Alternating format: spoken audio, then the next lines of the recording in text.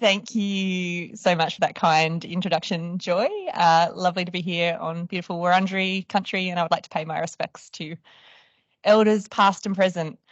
So I was delighted to be invited to come and speak to this audience today. Labour force, where the world of work is going, I think is a really interesting and important topic. And today I'm going to come of it through the lens of, what role does the vet sector have in evolving trends? So I'm going to take 3 different time horizons. We'll talk about the short term. Sorry, I'm just going to put this up so I can see my slides, which would be helpful. We're going to talk about the short term, the fact that we have very tight labour markets now and explore the role for that vet in that. We'll talk about medium term challenges in terms of needing to grow productivity in the economy and the role that vet sector plays in boosting skills and growth via education levels. And finally, we're going to talk about the future of work, the way in which the labour market is changing and the role that the vet sector has in preparing us with the skills of the future. Sorry, if someone can bring the slides up here, that would be really helpful, but I'll just keep going in the meantime. We are in an extraordinary period in terms of the Australian labour market. Unemployment is at 40-year lows.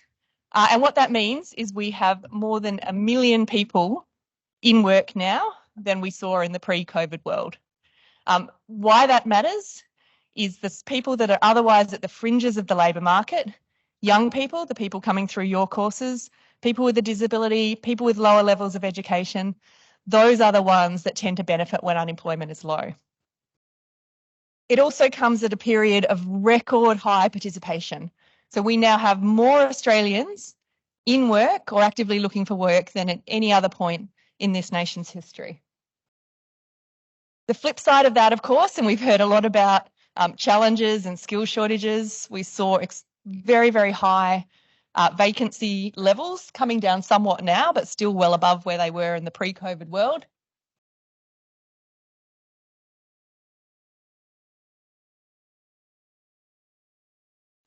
Here we go. And when we look at the breakdown of vacancies by the skill level required by the different jobs, as you can see, about 50% of those are of people requiring a vet level qualification. So vet skills are very much in demand in that pipeline right now. This is an economy-wide challenge. I think this is really important to note. It doesn't really matter what sector you go to, what business you talk to. All of them are talking about skills challenges right now. That has led many to look to migration. Sorry, this clicker is not working well. So many have looked to migration and particularly a rise in the permanent migration intake to deal with this. So that was one of the things that came out of the Jobs and Skills Summit. You'll remember there was an announcement that we were going to increase the size of the permanent migration intake.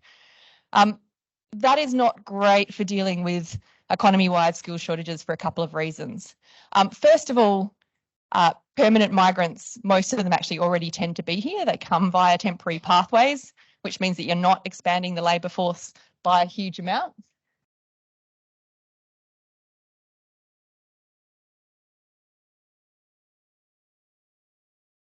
And second of all, migrants add to demand as well as supply in the economy. Migrants are people, they consume just like the rest of us. So it's not a great solution for economy-wide skill shortages, can be used to address shortages in particular sectors. But at the moment, when you've got very strong labour markets, we need to be about skills matching.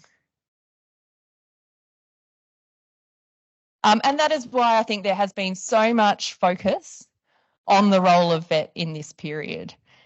It was very much a feature of the Jobs and Skills Summit discussion, why we need vet training people up in these skills of the future.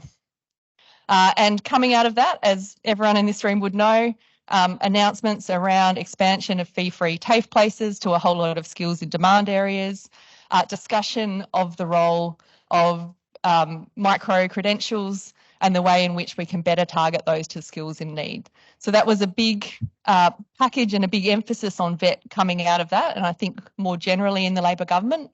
And my message is, that is both a great opportunity and a great responsibility. When the kind of eyes of the policy world are on the sector, there is huge hope that the sector will be able to deliver the high quality outcomes that the nation hopes.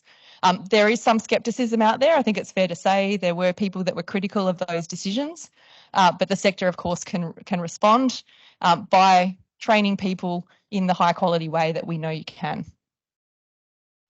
So let's talk now about the medium term. And the big challenge facing this country is how do we reboot productivity? And I'm going to tell you why. First of all, if we think back to the pre-COVID world, that decade that was sandwiched between the global financial crisis and COVID, growth per person, as you can see in this chart, was substantially lower than it had been in the preceding 25 years. That wasn't just an Australian phenomenon. We saw that same slowdown driven by a slowdown in productivity right across the industrialised world. So you can see there a number of other countries saw a similar slowdown starting around the time of the global financial crisis or just before. Alongside that slowdown in productivity came a slowdown in wages. So you can see there that slow decline throughout that decade. Of course, all of us feel that in a world where real wages growth is slower. We all feel that slowdown in the improvement in our living standards. But the people that feel it most are young people. The people that are entering the labour market are the ones that really bear the brunt. And I think this is really extraordinary statistic. If we look in 2018, the average incomes for young people, those under 35s, were below where they were back in 2008. So that expectation we have of kind of generation on generation progress was turned on its head. And the reason why is in a world where labour markets are weak, people are graduating with a certain qualification, they might struggle to find work at that level. But they take a lower level job. The people that otherwise would have been filling those jobs are then pushed down that jobs ladder. They might move into casual or insecure work. So that kind of idea of pushing people down was really why we saw that deterioration in incomes for young people. And this is why strong labour markets matter. If we look more recently in the post-COVID world, so you can see the kind of blip in productivity there. The AFR, if you read that, will spend a lot of time hand-wringing about that recent decline. Productivity has actually been negative over the past 2 years. This is largely a result of kind of broader macroeconomic factors. So we saw, for example, during the COVID shutdowns, we shut off a lot of our services sector. That tends to be lower average productivity, so you actually see a jump up in productivity at that time. As that reopened, then productivity came down.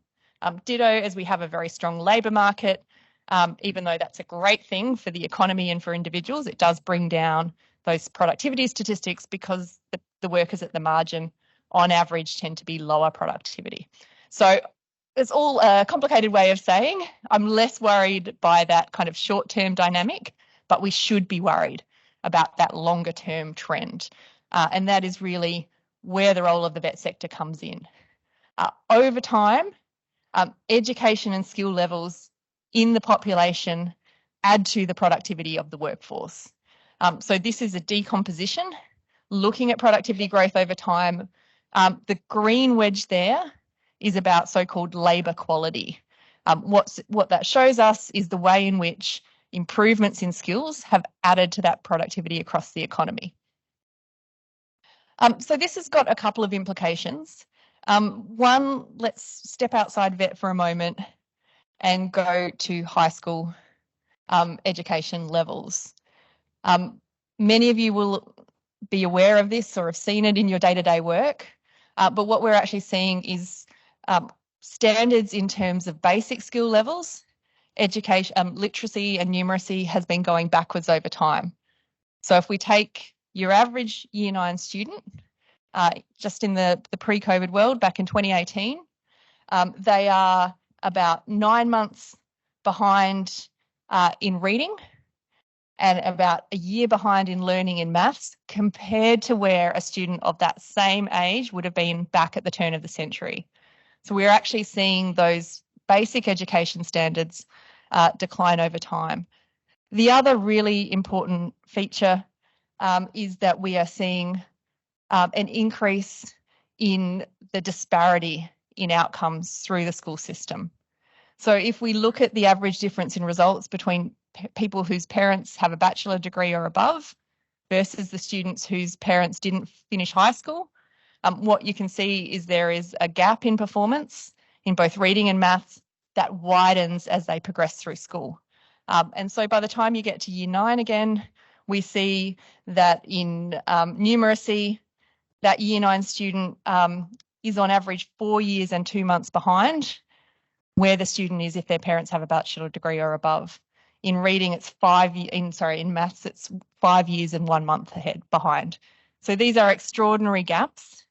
Why this is important for VET is that these are the students that you see a lot of. So TAFE in particular plays a hugely important role as a second chance education provider, giving people these basic skills that they need to go out and flourish in the workforce, picking up their standards of numeracy and literacy, but right across the sector. I know from talking to people that work in the sector, you know, this is the challenge that you are having to kind of help train people up on these basic skills before we talk about adding to their skill base and taking them to the next level. So there is a lot of role for policy outside the sector in terms of improving standards in schooling, but the sector also plays a very important role in this at the moment. The other, you know, when we get beyond those kind of basics, of course, we look to the sector to try and improve productivity. That happens in 2 ways. The one I've already talked about, as we increase skill levels, we increase productivity and real wages across the economy. The other really important thing is matching people to jobs. So if we're training people in the areas where the economy needs them, where we have skills gaps, the wonderful thing is we can reduce structural unemployment. So if you've heard a lot of the debates at the moment about, you know, how low can we keep unemployment without wages rising unsustainably, if we do better at matching up the training that people are having with the jobs that are out there, we reduce that structural unemployment rate. We can sustain lower unemployment without inflation getting out of control, and that is a wonderful outcome. What we know is that students that have a VET qualification, a cert, diploma or certificate, have better employment outcomes, have better outcomes in terms of their earnings across the life course compared to those students who didn't finish high school. The other thing we see is when we look at skill levels in Australia compared to other countries that we might want to compare ourselves to, places like Canada and Germany and Japan and the US, in different levels of qualification, you can see there that we tend to have lower skill levels on average. VET gets mixed in here, I think, somewhat in the tertiary bar and somewhat in the secondary bar, but the point remains, you can see that, you know, whether we're talking about skilled workers, semi-skilled white collar, semi-skilled blue collar or elementary workers, we tend to lag in the skill mix compared to other nations. In terms of delivery for students, what we can see is that VET actually gets pretty good results. We see that almost 90% nominate that they are, you know, fully achieved or at least partly achieved their main reasons for training. And when you ask about overall satisfaction, satisfaction with instructors, satisfaction with the assessment, you can see that tends to sit at about 90%. So those are pretty strong results. On the other hand, when we look at employer satisfaction, that has been declining over time, and I'm sure you've probably spent some time talking about this. It is a challenge. It is something that has led to a lot of emphasis about trying to build those links between the sector and employers.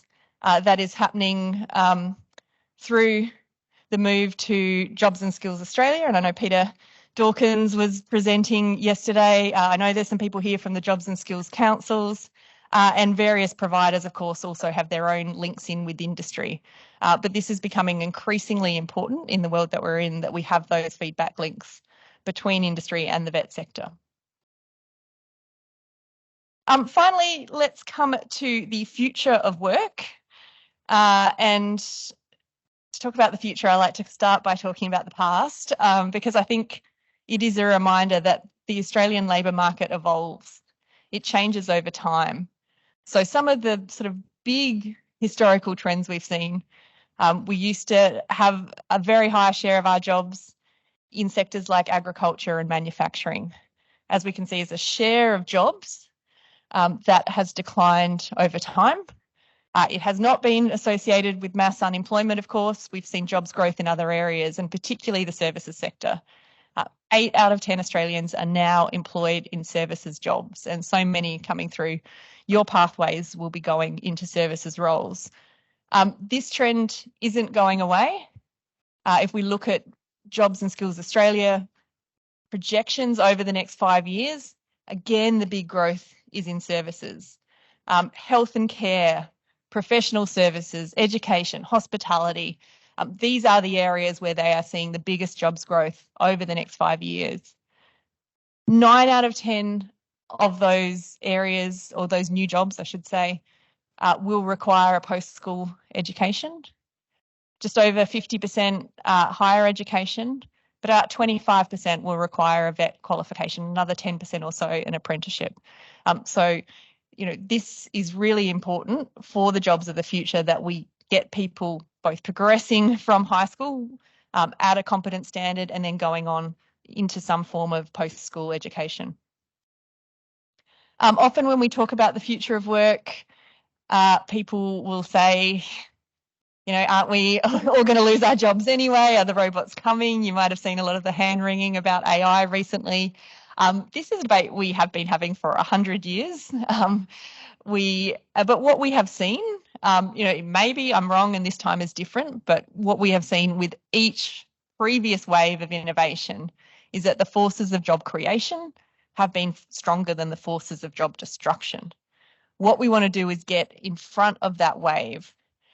And, you know, when we look at, you know, what is shifting, it is going to be probably less shift out of jobs, although some types of jobs will disappear, and a shift in the basis of the skills base of different jobs. So the long-term decline, which is already happening, you can see there in the data on the right from the ABS, is a decline in manual jobs, in routine jobs, whether they're manual or cognitive. So things like assembly line operation, things like data entry and processing, those very repetitive jobs that frankly computers can do way better than we can. On the other hand, you know, what we see as ascendant is the rise in the non-routine, particularly in the cognitive jobs. Applying expertise, collaboration, communication, creativity, all of those skills are going to be really important in this future world of work. So I'm not sure if Peter touched on this yesterday, but the National Skills Commission talks about the 5 Cs in terms of the jobs of the future. I think they have slightly butchered the English language to get them all as Cs, but anyway, it's nice and catchy. So they talk about communication, care, cognitive ability, computers, and clean energy. And what I want to do now is just think about, for a few of those, what are the blockers for us achieving what will be the demand out there? So we know that these are going to be growth areas. What might stop us? And I want to focus on things outside the vet sector, things that are unfortunately not in your control, but we need to think about and be cognizant of. They form the broad context, and things that might be in the sector's control. So let's start with care. This is a huge growth area. You don't need me to tell you this. We are already facing shortages in a lot of key areas, including aged care, childcare, and disability care. Demand for workers is only rising. Partly this is because of policy. We've made childcare more affordable, which is great, but that means higher demand, and therefore we need more workers to meet that demand. We've made rules about how many Nurses, we need in aged care homes. All of that is increasing demand in these sectors. We then overlay that with an ageing population, particularly for aged care and disability care, and you can see that we have a very full pipeline of workers that we need to fill. We know that we have a huge challenge with both attraction and retention in these sectors. So I always think a good thing to do is to look at what the workers themselves, the workers that are leaving, why they tell us they are leaving. And invariably, when you do that, you see that pay and conditions comes out as a key reason. And I've put that quote in there from an early childcare worker because I think it is really powerful. It speaks to someone who went into a sector because she is passionate about the work, she really cares, but then on getting there and getting that job that she really wanted finds it very difficult to get by. And this gives you an indication of why. This was done before the recent aged care worker pay rises, and I'll talk about that in a moment, but trained workers, with a Cert 3 qualification are working in those sectors for not much more than untrained workers can get going and flipping burgers at McDonald's or working the counter at Bunnings. So is it any wonder when these jobs are important, but they are challenging, they are emotionally difficult, that we see workers leaving or failing to come in the first place? We know that wages matter. They will help attract and retain and help close that gap over time. But the challenge, of course, is government is a major funder in these sectors. And you can see there, they account for, more than 75% of funding in these key areas. So it does require government coming to the table. They have done that in aged care. We have now seen a 15% pay rise for those workers.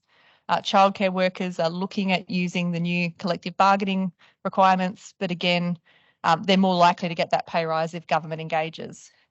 So this is, I think, really critical for the pipeline and no doubt something that you would be actively aware of as you try and get people through the door for these free courses. So a lot of that is outside the sector's control. Something I think that is in the sector's control is that we see only about half of the people that do some of these courses go on to work in the sector. So my question or my challenge is, are there ways in which we can improve that conversion rate? People that are coming to study a care qualification, have an interest in that space, can we get them into these roles that we are really going to need? Let's talk about computers now, or, I prefer to call digital skills. We are seeing extraordinary growth, albeit from a low base, but in the demand for all sorts of skills in the digital space. So from AI to Internet of Things to data viz to big data, these are areas that are in demand and going to continue to grow rapidly. The Tech Council estimates they're going to need another 653,000 tech workers. That's across a broad range of different skills in that workforce by 2030. And I've put this quote up because it actually really resonated with me from Scott Farquhar from Atlassian at the Jobs and Skills Summit. He said, we see ourselves as kind of a global firm. We can hire people anywhere. If we can't get the skills we need in Australia, we will hire that person elsewhere. And what that means is that we miss out on that well-paid job in this country and all the spillover benefits that brings. So that really drives home, I think, the importance of getting this pipeline right. One of the broader challenges is we aren't very good at the moment at adopting these technologies. So this is kind of depressing, but when we look at the uptake of things like data analytics and AI, we lag other developed nations. We're kind of bringing up the rear of the OECD in terms of our adoption of these technologies.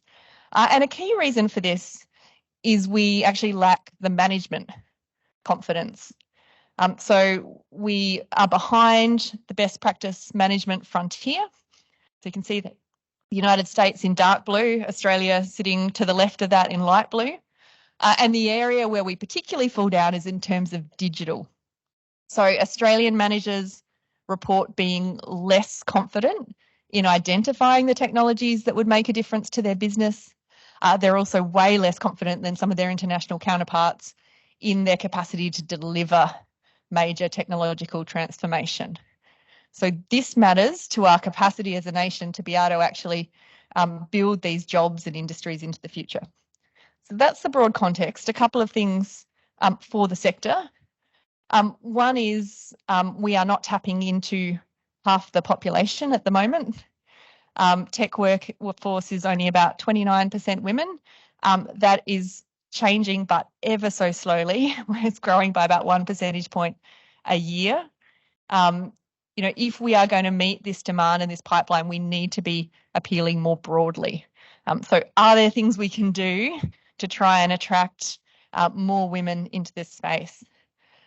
The second area I think it is really important, which goes to this kind of management gap, is the role in exposing people that are already in the workforce to some of these areas and skills. We know that for older workers at the moment, very few go about any formal study. And this is where I think the debate around micro qualifications is really important. You know, can we train up older workers that maybe are already in a sector to have some of these skills? We know it is also really important for retraining people that might be moving between sectors. But this to me feels like a big opportunity. Finally, I want to talk about clean energy. This is a major transformation for our economy. We have a target at both federal government level and all the state government levels of getting to net zero by 2050. Our current progress is the orange line. You can see emissions are coming down, but not particularly fast. Best case scenario over the next 10 or so years, we might get on the red line. That is where we will go if the safeguard mechanism fully works as we hope it will, if we manage to get to 82% renewable energy penetration. But even then, even if we get on the red line, you can see that we are left with a huge amount to do over the 15 years after that.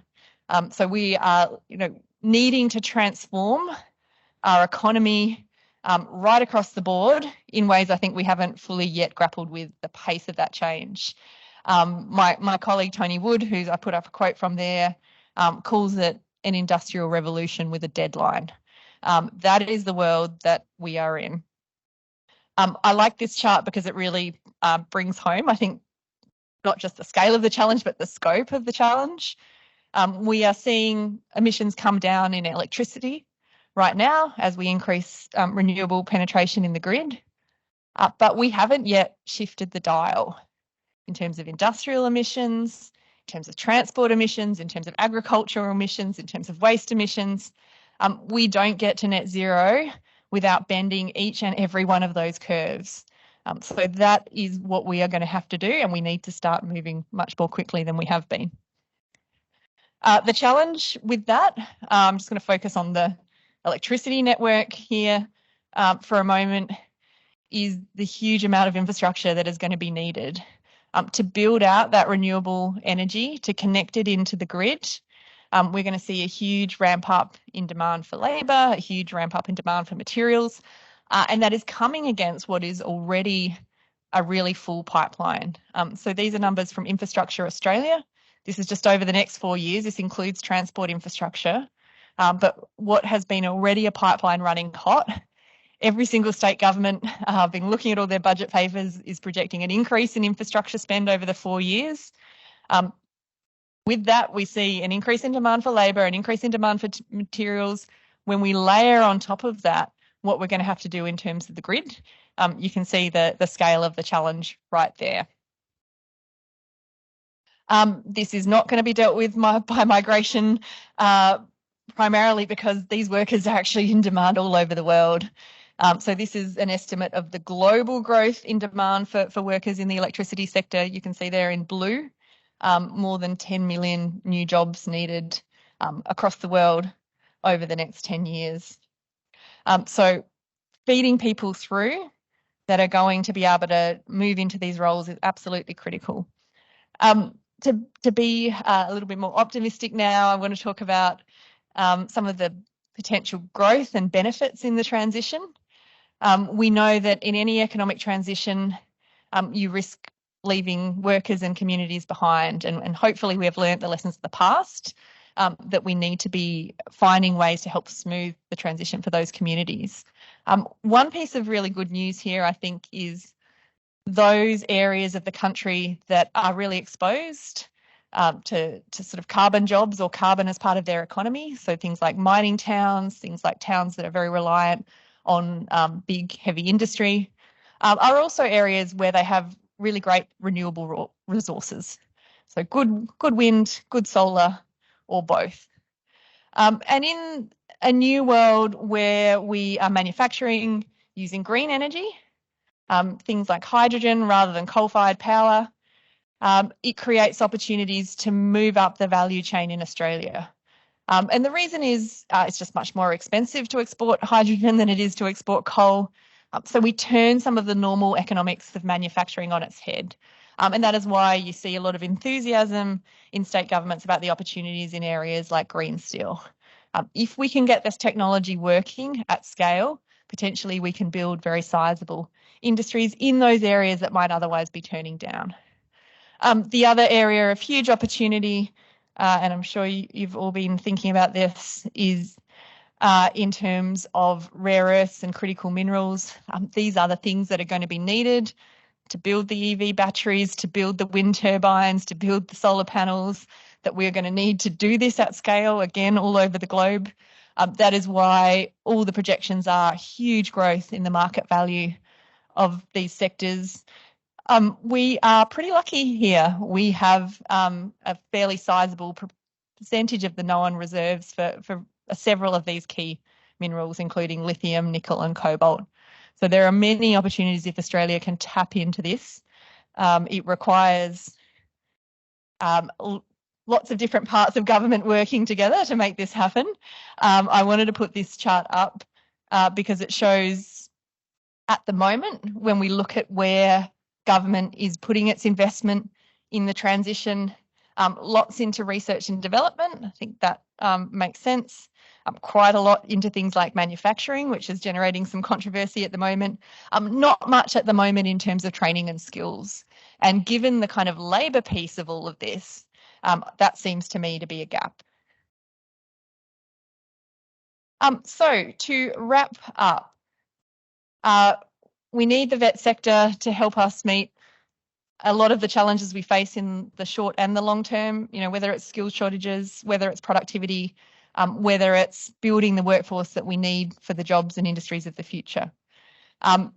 We're looking to the sector on a whole lot of fronts, including delivering the quality courses that are going to train the students up in the way we need, continuing to play that role as the second chance and community education provider, including building those foundational skills if they're not coming out of the school system, developing that integration, keeping to work on that integration between employers and providers so that students are graduating job ready with the skills that employers need, finding ways to boost the pathways, getting people from those qualifications actually into the jobs, particularly in things like the care sector, broadening the diversity of traditionally segregated roles. So I talked about needing more women in digital.